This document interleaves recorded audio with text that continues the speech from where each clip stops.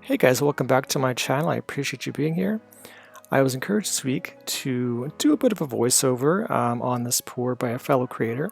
So I appreciate the feedback, and here we go. So I've done a few puddle pours in the past, but wanted to try another one with a few colors I chose that are complementary, but also some of my favorites. I like this light blue, along with I've got a pink as well as turquoise and a nice violet coming up in a bit here, but I wanted to work with a palette that I thought worked well together and showed some nice color and vibrancy that would do well with one another. Now, I wanted this painting to have a lot of, like I said, brightness and color, and I wanted the pink as well as the light blue to be my primary colors in the middle, so I wanted this pink to be right in the middle where I knew I wouldn't lose a lot of color.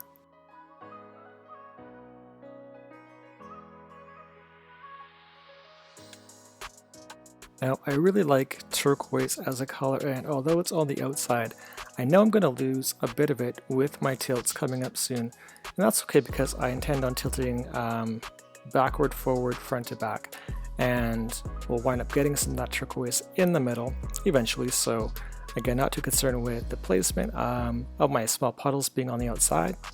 and I think it'll turn out great.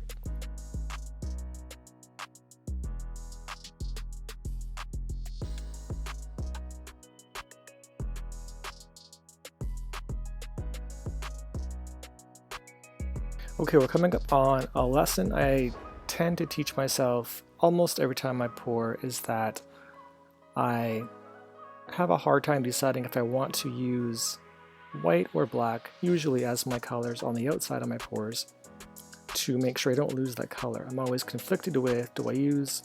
extra paint to have it drip off anyway, or do I add a bit of a layer on the outside? Now in this case I chose the white, which worked out fantastic. Now with this swipe technique, I did my very first swipe with the Oxide Black, and I found that it's swiped incredibly different than, let's say, Titanium White by Amsterdam. It's a very interesting color to swipe with because, as you can see, it gets very light, very fast, which I thought was kind of cool. It gave a very nice lacing pattern on each swipe, but also the fact it got very dark but then got very light, I was excited to see because it didn't stand out as being overwhelming or getting in the way of the rest of the colors, so I think it worked out. And as I finished up with the swiping on this pour, I was pretty happy with how it turned out and took a step back to look at how it looked overall before my next step, which was pretty exciting.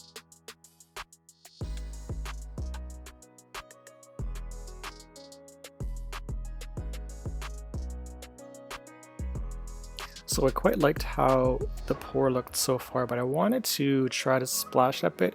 with a bit of flavor, and we'll give this marble a roll to see how we can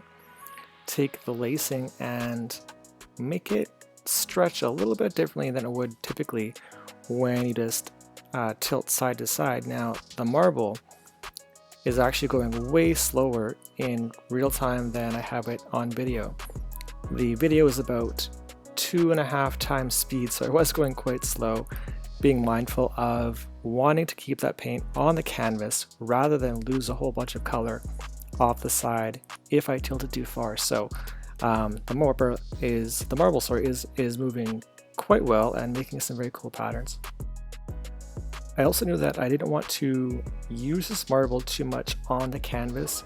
and distort any kind of lacing patterns I had made with the swipes before with my Oxide Black, and I figured I would go once around the canvas here and finish up with my marble to see what kind of patterns I had overall before kind of reassessing how things looked and where to go from there. Now this was a bit of a slow going process with the marble, so I will definitely try this again, and was quite happy with how the pattern and overall look did turn out for this painting. Okay, now with being done with the marble, I wanted to know what I was working with the paint on the canvas, so I gave it a bit of a twirl there to see how much paint was on which side of the canvas, either on the left or right, and back and forth to try to get it centered before I began to, I guess, make a decision on which corner to try to spill off first. In this case, it's my top left side, I suppose, and I knew I wanted to keep a lot of that white lacing on each side if I could, and then manage the rest of the color as it came. As I began to tilt the paint off the canvas, I was actually fairly happy with the design and patterns that came out of the marble, so I was quite excited about that, not having to do a lot of wrecking, we'll call it, of the rest of the painting, and thought that I would just do my best to keep the pink in the middle where I wanted it, along with my light blue. And one part of this pour I really didn't want to lose was the lacing in the white side of the pour. I was quite happy with how that turned out, and I did my best to not dump much over the edge.